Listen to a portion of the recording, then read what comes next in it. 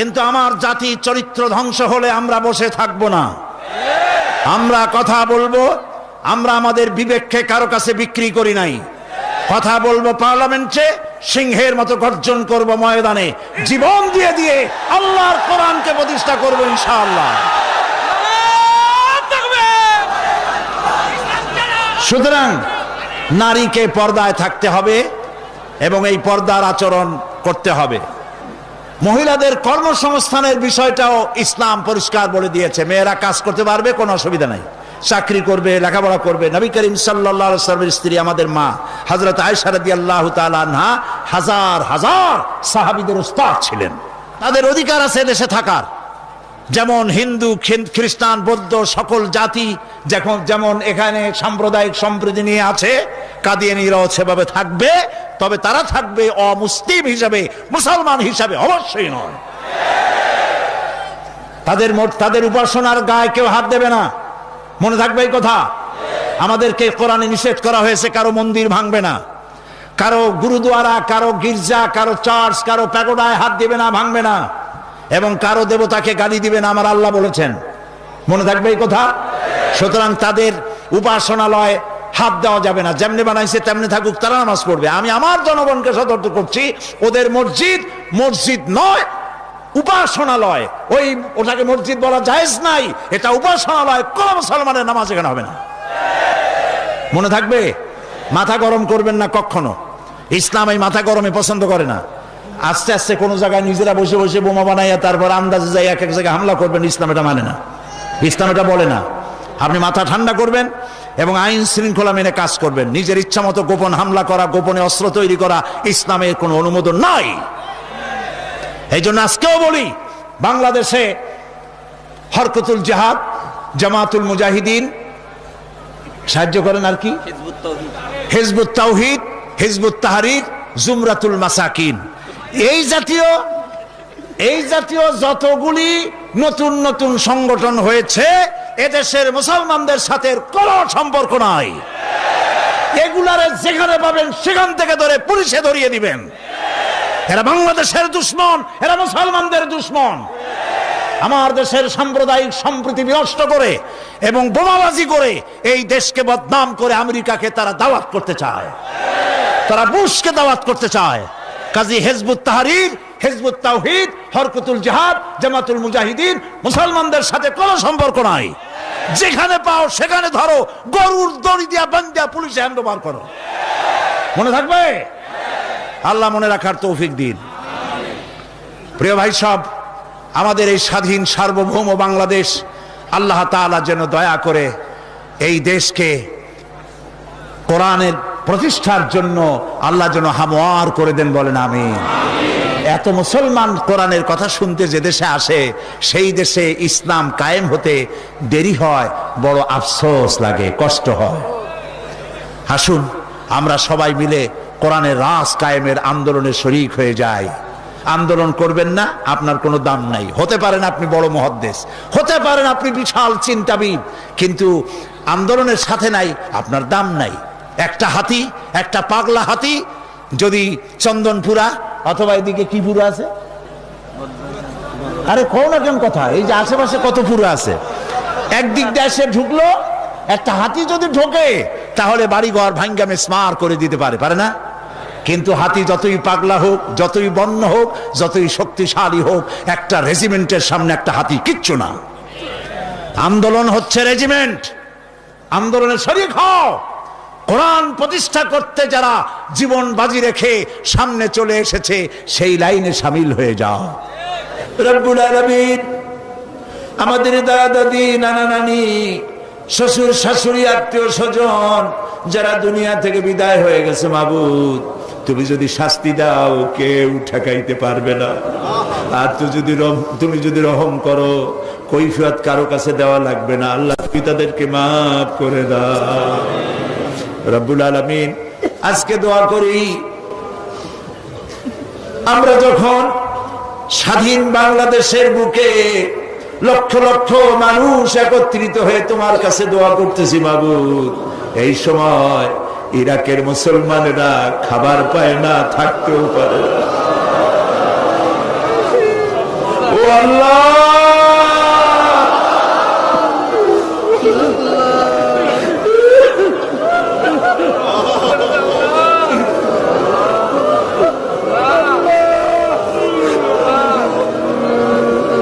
ইরাকের আল্লাহ, ইরাকের পাকদামান মেয়ে লোকদের গায়ে হাত দিতেছে কাফের সৈন্যরা। আল্লাহ, আমরা গুনাহ করছি ঠিক, তাই বলে তুমি কাফের দিয়ে মারবা আমাদের। আল্লাহ,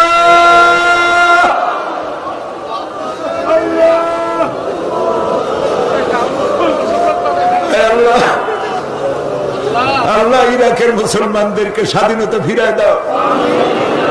আমেরিকার যত সৈন্য আসছে, বিদেশের যত কাফের সৈন্য আসছে, হয় তাদের মুসলমান বানাও, আর নইলে যত বিদেশি সৈন্য আসছে সবগুলির কবর বানায় দাও।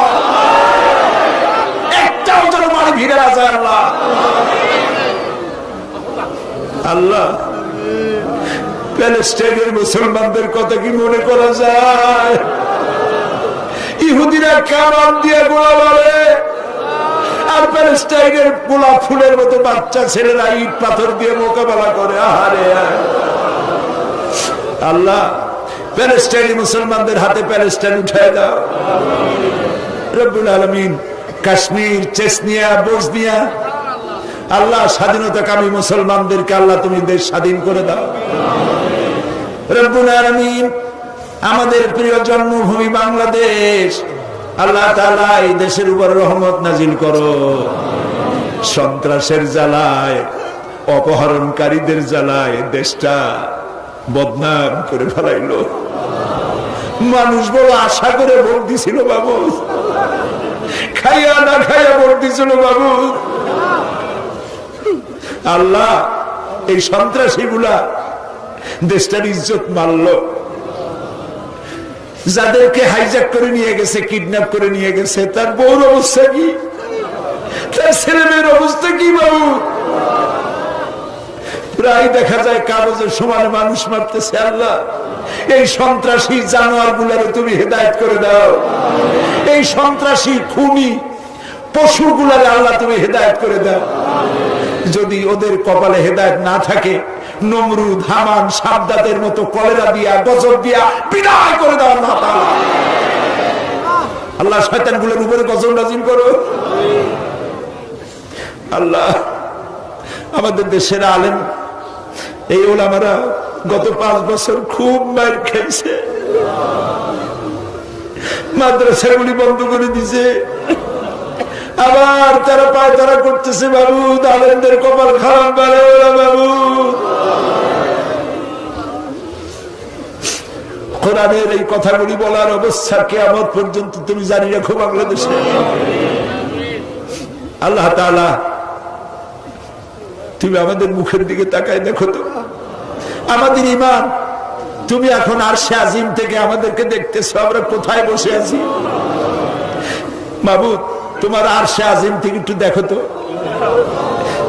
বান্দারা আসামির মতো বসছে মাথা নিচু করে। রাস্তায় মানুষ, বাড়িতে মানুষ, গাছে মানুষ, মানুষ আর মানুষ কান্দে। রবের কাছে কাঁদতেছে, মালিকের কাছে কাঁদতেছে, খাজা বাবার কাছে কান্দি না, দুনিয়ার কোন খাজা বাবায় কান্দি না, মন্ত্রীর কাছে কান্দি না, আকাশ আর জমিনের মালিকের কাছে কান্দিছি। মাবুদ, আমাদের দোয়া কবুল করো রব্বুল আলামিন। 3000 বছর বসে জাহান্নামের আগুন তুমি উত্তপ্ত করেছো। রক্ত মাংসের শরীর নিয়ে আমরা জাহান্নামের আগুনে জ্বলতে পারবো না। আল্লাহ, জাহান্নামের আগুন আমাদের জন্য হারাম বানায় দাও। প্রিয় ভাই সব, মাথা নিচু করেন, চক্ষু বন্ধ করেন। যার যা বলার আছে কান্দেন আর বলেন, যার যার নিজের কথা বলেন। দোয়া কবুল হবেই ইনশাআল্লাহ, হবেই ইনশাআল্লাহ। যার যার কথা নিজেরা বলেন আল্লাহর কাছে। আল্লাহ সাইদি সাহেবের হায়াত আমিন, আল্লাহ সাইদি সাহেবের হায়াত আমিন, আল্লাহ তাকে সুস্থ করে দাও আমিন। আল্লাহ তার যত রকমের অসুবিধা আছে আল্লাহ তুমি সব অসুবিধা দূর করো আমিন। সমস্ত রোগ থেকে তাকে শিফা দাও আমিন। আল্লাহ তাআলা অনেক কিছু চাইতে পারলাম না, আমরা তো বোকা, চাইতেও জানি না। আল্লাহ তোমার নবীরা যা যা চাইছেন তোমার কাছে আমাদের সেইগুলো দিয়ে দাও, আর তোমার নবীরা যা যার থেকে বিরত থাকছেন, পানা চাইছেন, আমরাও সেই সব বিষয় পানা চাই। সোজা কথা, আল্লাহ তাআলা তোমার নবীরা যা যা চেয়েছেন আমাদের সব দিয়ে দিবা। আল্লাহ তাআলা আমাদের যাদের যে অভাব আছে অভাব দূর করে দাও। আল্লাহ তাআলা যারা ঋণগ্রস্ত ঋণ পরিশোধ করার তৌফিক দান করে দাও, ব্যবসা বাণিজ্য বরকত দাও। আল্লাহ আমার এই দেশটা খুব গরিব দেশ বাবু। আল্লাহ তাআলা এই গরিব দেশটির সমস্ত নদী, খাল, বিল, সমুদ্র ভরা মাছ দাও, জমিন ভরা ফসল দাও, গাছ ভরা ফল দাও, মানুষের কলিজা ভরা ঈমান দাও। আল্লাহ তাআলা ঈমান দিয়ে আমাদের কলিজা ভরে দাও। আল্লাহ আমাদের যুবক সম্পদ, যুবকরা আমাদের সম্পদ, ছাত্র যুবক সকলকে দিনদার, ঈমানদার, পরেজগার বানায় দাও। আল্লাহ বাংলাদেশটাকে যারা শয়তান বানাতে চায়, বাংলাদেশটাকে যারা খারাপ বানাইতে চায়, ধর্মনিরপেক্ষ বানাইতে চায়, তাদের হাত থেকে বাংলাদেশ আল্লাহ তুমি রক্ষা করো। আল্লাহ তোমার এই কোরআন, এই কোরআনের আইন আমরা দেখতে চাই, আমাদের জীবনের বিনিময়ে, রক্তের বিনিময়ে বাংলাদেশের কোরআনের আইন আল্লাহ তুমি দয়া করে চালু করে দাও। প্রিয় ভাই সব, আরেকটা দোয়া চাই শেষ করি। আমি আপনাদের এক নগণ্য গোলাম, হয়তো একদিন শোনা যাবে সাইদি নাই। আমি তো দীর্ঘদিনের জন্য আসি নাই, একদিন আমাকে যেতেই হবে।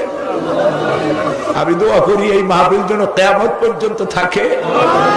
আর যেদিন আপনাদের কানে এই ধরনের শব্দ আসবে যে সাইদি নাই, আপনারা শুধু আমার জন্য আল্লাহর কাছে দোয়া করবেন, আল্লাহর জন্য কিয়ামতে শুধু যদি বলেন আমাকে তোরে মাফ করে দিলাম, এর থেকে আমি কিচ্ছু চাই না। আর একটা দোয়া চাই, আমার বিরুদ্ধে একটা মিথ্যা মামলা দায়ের আছে সুপ্রিম কোর্টে। আজকে সকল সুপ্রিম কোর্টের সুপ্রিম কোর্ট, সকল বিচারপতির, মহাবিচারপতির কাছে হাত তুলেছে। মাহবুব, একটা মুশরিকের সামনে তোমার গোলামকে আল্লাহ লজ্জিত করো না বাবু।